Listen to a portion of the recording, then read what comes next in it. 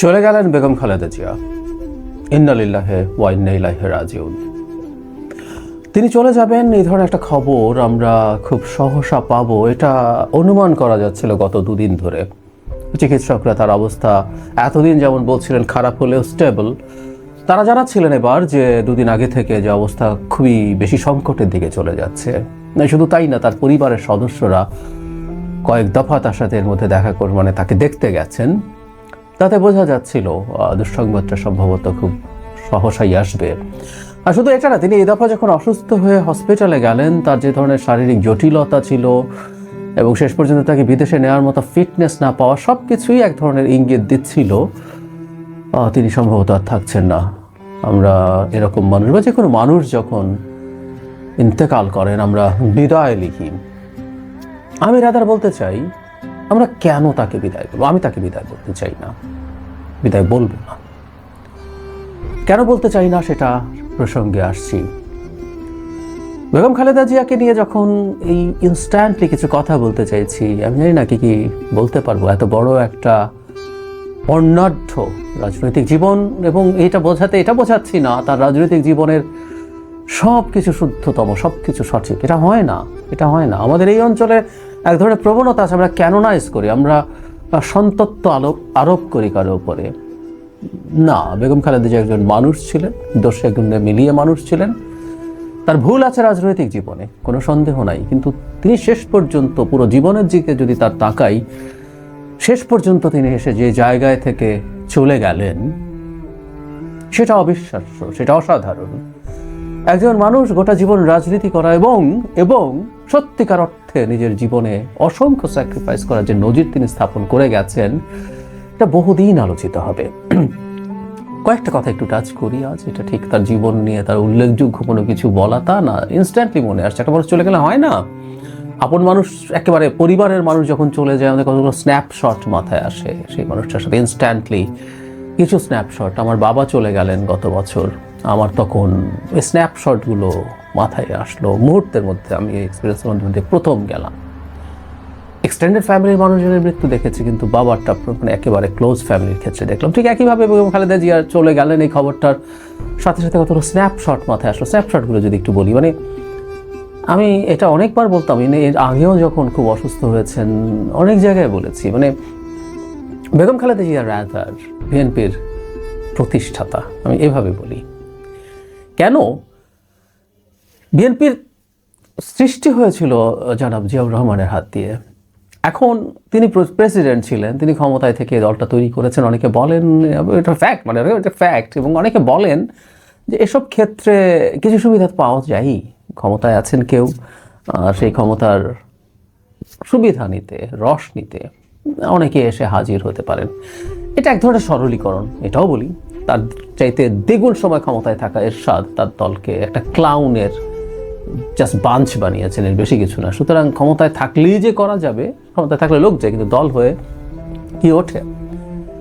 জিয়ার এই কৃতিত্ব তো আছেই, তার কিংবদন্তি তুল্য সততা এবং তার অসাধারণ দেশনায়ক হয়ে ওঠা, এগুলোর ইম্প্যাক্ট আছে। কিন্তু তার মৃত্যুর পর, তার হত্যাকাণ্ডের পর যে মারাত্মক সংকটের দলটি পড়েছিল, দলটি ভেঙে গিয়েছিল, বিভিন্ন ব্র্যাকেটবন্দি দলে পরিণত হয়েছে, সেই জায়গায় বেগম খালেদা জিয়া, যিনি জাস্ট একজন গৃহবধূ ছিলেন, এখানে শেখ হাসিনার সাথে তার একটা বড় পার্থক্য আছে।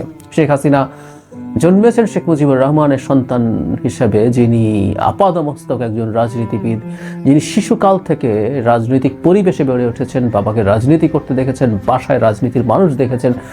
তো চান বা না চান, শেখ হাসিনা হয়তো উত্তরাধিকার হতেন না, উত্তরাধিকার তার ভাই কামাল হতেন হয়তো, বা হত্যাকাণ্ডের কারণে তিনি, কিন্তু ওনার ওই এক্সপোজারটা ছিল।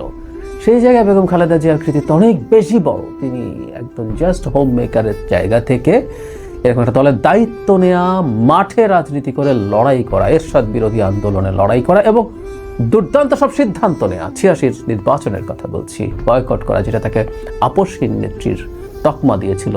যেটা হয় একটা গণতান্ত্রিক নেত্রী, প্রচুর আপসহীনতার যেমন নিদর্শন দেখিয়েছেন, তিনি আপোষও করেছেন, তাই না? তত্ত্বাবধায়ক সরকার ব্যবস্থা মেনে নিয়েছিলেন। 96 নির্বাচন, বিতর্কিত নির্বাচন যেটার কথা বলা হয়, একতরফা নির্বাচন, আওয়ামী লীগ ছিল না, ওই নির্বাচনটা তাকে করতে হতো, কারণ ওই সময় আওয়ামী লীগ আর পার্লামেন্টে ছিল না। সো 2/3 মেজরিটি দিয়ে যে সংবিধান সংশোধন করবেন, সে অবস্থা তার ছিল না, কিন্তু নির্বাচনটা করে ফেললেন, করার পর তো থেকে যাওয়ার চেষ্টা করতে পারতেন না। সংসদ আসলো, তত্ত্বাবধায়ক বিল পাশ হলো, সেটা থেকে তিনি সংবিধানে অন্তর্ভুক্ত করে সরে আসলেন এবং পরে নির্বাচনে হারলেন। সো আপোষেরও প্রয়োজন যখন দেশ জাতির স্বার্থে দরকার হয়েছে, সেটাও তিনি করেছেন। কিন্তু ওই যে বললাম যে এরশাদ বিরোধী আন্দোলনে তিনি আসলে বিএনপিকে দল হিসাবে দাঁড় করিয়েছেন। বিএনপি শুধু সুবিধা প্রাপ্ত কিছু মানুষ, সুবিধা চায় এমন কিছু মানুষের ক্লাব বলে কেউ কেউ বলার চেষ্টা করতেন, সেটার একেবারে বাইরে। শুধু সেটা না, এরপর তিনি ক্ষমতাচ্যুত হয়েছেন 96-তে, আবার 2001 সালে দলকে ক্ষমতায় নিয়ে এসছেন। এই সব কিছু তার জার্নির মধ্যেই আছে। সুতরাং এই দলটা আসলে তার দল, তার হাতে তৈরি দল, আমি এইভাবেই মনে করতে চাই। এটা অনেক বড় কৃতিত্বের জায়গা, এটা আমাদের ভবিষ্যতে এসব আসবেই। সরকার প্রধান হিসাবে তিনি অনেক অনেক কাজ করেছেন, গুরুত্বপূর্ণ কাজ। বাংলাদেশের যে অর্থনৈতিক ভিত্তি তৈরি হয়েছে সেগুলো 91-96 সরকারের সময়ই মানে রাদা শুরু হয়েছে। তার অধীনে কাজ করা একজন অর্থমন্ত্রী সাইফুর রহমানের হাত ধরে তিনি নারী শিক্ষা নিয়ে অবিশ্বাস্য সব কাজ করেছেন। নারীদেরকে শিক্ষিত করে তোলা, তাদেরকে স্কুলে আনা নিয়ে এই মানে খুবই খুবই খুবই অসাধারণ। আমাদের মতো একটা রক্ষণশীল ইসলামী মূল্যবোধের সমাজে এই কাজগুলো করা অকল্পনীয় রকম সুন্দর। আপোষহীনতার একটা অসাধারণ নজির তিনি 2007-08 যে তত্ত্বাবধায়ক সরকার হয়েছিল সে সময় দেখিয়েছিলেন, এবং তাকে দেখে শেখ হাসিনা পর্যন্ত সাহসী হয়ে উঠেছিলেন। তত্ত্বাবধায়ক সরকার আসার সাথে সাথে শেখ হাসিনা পালিয়ে গিয়েছিলেন চিকিৎসার নামে। বেগম খালেদা জিয়াকে দেশ থেকে বাইরে পাঠিয়ে দেওয়ার ব্যবস্থা হচ্ছিল, এবং গেলে দুজনের কেউ আর আসতে পারতেন না। তখন যে প্ল্যান ছিল -2 সেটা হয়ে যেত। বেগম খালেদা জিয়া যেতে অস্বীকৃতি জানান এবং তাকে দেখে সাহসী হয়ে ওঠেন শেখ হাসিনা। তিনি ফিরে আসেন। শেখ হাসিনার কৃতজ্ঞ থাকা উচিত শেখ খালেদা জিয়ার কাছে। এরপরে যে জায়গাটা আসলে মানুষকে সবচেয়ে বেশি আপ্লুত করেছে, যে জায়গাটা তার আগে সরকার প্রধান হিসাবে থাকা তার ভুল, তার ছোট বড় ভুল আছে, সত্যিকার অর্থেই আছে। আজকে ওনার চলে যাওয়ার দিনে আমরা ভুল নিয়ে আর কথা না বলে, কিন্তু একটা ইতিহাসের চরিত্র, একটা বাংলাদেশের সবচেয়ে বড় পদে থাকা, প্রধানমন্ত্রী পদে থাকা একজন মানুষের ভুল ভ্রান্তি নিয়ে রাজনৈতিক আলাপ হতে হবে। এগুলো আমাদের ভবিষ্যতে চলার পথ সঠিক করার জন্য লাগবে। পরবর্তীতে যখন শেখ হাসিনা এসে সব দখল করে নিতে শুরু করেন, তারপর তার অকল্পনীয় সংগ্রামের আবার একটা নজির। কিন্তু তিনি পালিয়ে যাননি, দেশ ছেড়ে যাননি। উনি একটা কমফোর্টেবল লাইফ পেতে পারতেন। একাগারের সময় তার সন্তান জনাব তারেক রহমানকে মারাত্মক টর্চার করে, মারাত্মকভাবে আহত করে দেশের বাইরে পাঠিয়ে দেওয়া হয়। তিনি এখনো পুরোপুরি সুস্থ নন, সেটি সম্ভবত তাকে সারা জীবন টানতে হবে। তিনি জেলে থাকা অবস্থায় মায়ের মৃত্যু দেখেছেন, তিনি অফিসে অবরুদ্ধ থাকা অবস্থায় তার সন্তানের মৃত্যু, 2 সন্তানের 1 সন্তানের মৃত্যু দেখেছেন। কিন্তু তিনি আসলে টলেননি, তিনি সরে আসেননি। তাকে প্রচুর ডিল দেওয়ার চেষ্টা করা হয়েছে। আমরা অনেকেই জানি এটা। নির্বাচনগুলোতে যেন আসেন এক ধরনের আন্ডারস্ট্যান্ডিং নিয়ে, কিছু সিট টিট নিয়ে বসেন। 18 সালেও বিএনপি ফাইট করেছিল বলে রাতের ভোট দিতে হয়েছিল, যেটা আওয়ামী লীগের মৃত্যু নিশ্চিত করেছে। আওয়ামী লীগ দল হিসাবে মারা গিয়েছিল আসলে ওই দিন, যেদিন রাতের বেলা তারা ব্যালট পেপার স্টাফ করেছিল। বেগম খালেদা জিয়াকে ডিল দেওয়া হয়েছিল 40-50টা সিট তখন বিএনপিকে দেওয়া হতো যদি তিনি এই ডিলটা নিতেন, নেননি। 24-এর কথা একইভাবে প্রযোজ্য। 24-এও ওনার সাথে নেতারা দেখা করতে গেছেন, তিনি জেলের বাইরে আছেন, কিন্তু সরকারের এক ধরনের নিষেধাজ্ঞা, তার সবকিছুর প্রতি বিদেশে যেতে পারবেন না, রাজনীতিতে ইনভলভ হতে পারবেন না। কিন্তু যেসব মানুষজন তার সাথে দেখা করতে গেছেন অন্যান্য রাজনৈতিক দলের, যারা বিএনপির সাথে যুগপৎ আন্দোলনে ছিল, এদের কারোর সাথে আমার কথা হয়েছে, উনি বারবার ওই কথাটা বলছিলেন, কেউ যেন এই নির্বাচনে না যায় সেটা নিশ্চিত করার চেষ্টা করুন। আমি আরেকটা কথা বলি সবসময়, এভাবে বলা, এটা মেডিকেল সায়েন্সের পয়েন্ট অফ ভিউতে, আমাদের বিশ্বাসের জায়গা থেকে না। সেটার জন্য ওনার আয়ু স্যাক্রিফাইস করেছেন।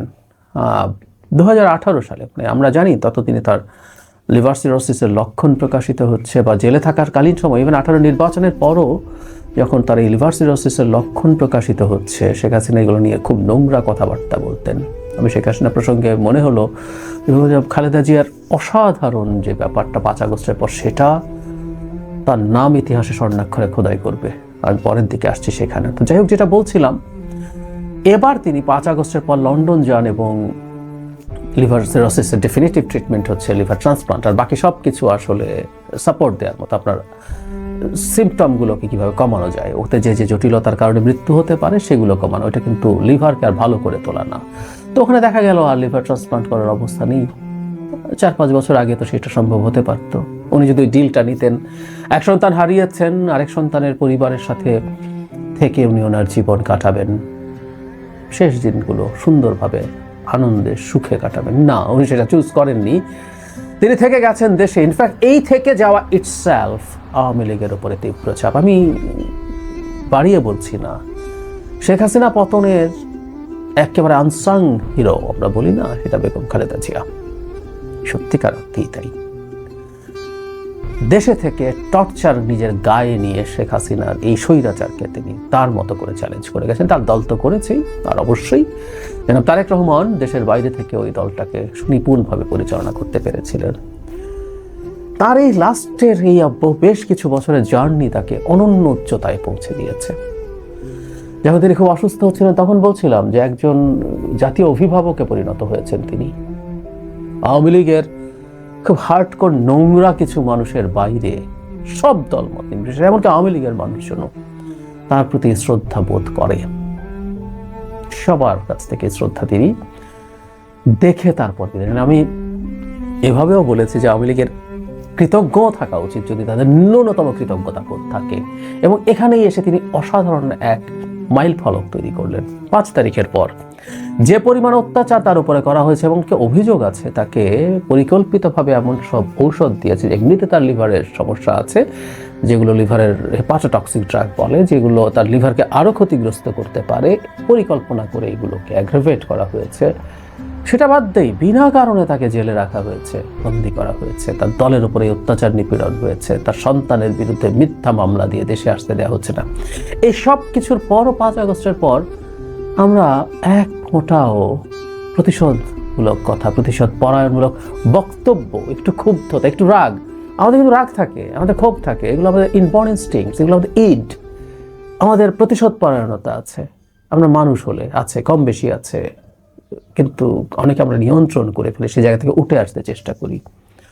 তিনি সেটা চেষ্টা করেছেন। তিনি আহ্বান জানিয়েছেন দেশের শান্তি শৃঙ্খলা বজায় রাখার জন্য, আওয়ামী লীগের ব্যক্তি স্থাপনার উপরে হামলা না করার জন্য। আওয়ামী লীগের ন্যূনতম মনুষ্যত্ব আওয়ামী লীগের লোকজনের থাকলে তারা বেগম খালেদা জিয়ার প্রতি কৃতজ্ঞ থাকতেন।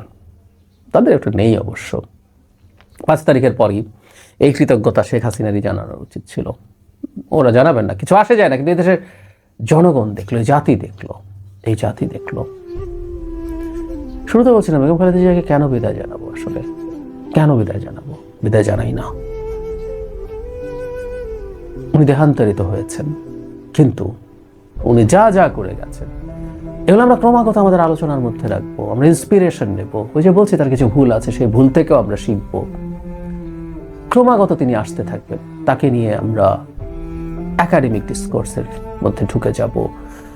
তো যে মানুষটাকে আমরা আমাদের রাষ্ট্রীয় জীবনে প্রতিটা ক্ষেত্রে কাজে লাগাবো, ব্যবহার করব, তার চিন্তাকে, তার দর্শনকে, তার আচরণকে, তার কাজকে, আচরণের কথাও বলছি, এরকম আপাদমস্তক একজন ভদ্র মানুষ, মানে সৌজন্যবোধের মানুষ, কেউ কোনোদিন তাকে রেগে কথা বলতে দেখেছে আর জীবনে 1-2বারের বেশি ঘটেনি। তাও কত, সেটা তার কম্পিটিটর শেখ হাসিনার মানদণ্ডে সেগুলো কিছুই না। এই সব কিছু আসবে, সব কিছু চলবে। বেগম খালেদা জিয়া বিদায় নিচ্ছেন না, উনি থাকবেন বাংলাদেশের এই পলিটিক্স যতদিন থাকবে, বাংলাদেশ যতদিন থাকবে, তার দল যতদিন থাকবে, না থাকলেও আলোচনা হবে। তাই বেগম খালেদা জিয়া, বিদায় বলছি না আপনাকে, আপনি থাকবেন আমাদের মধ্যে।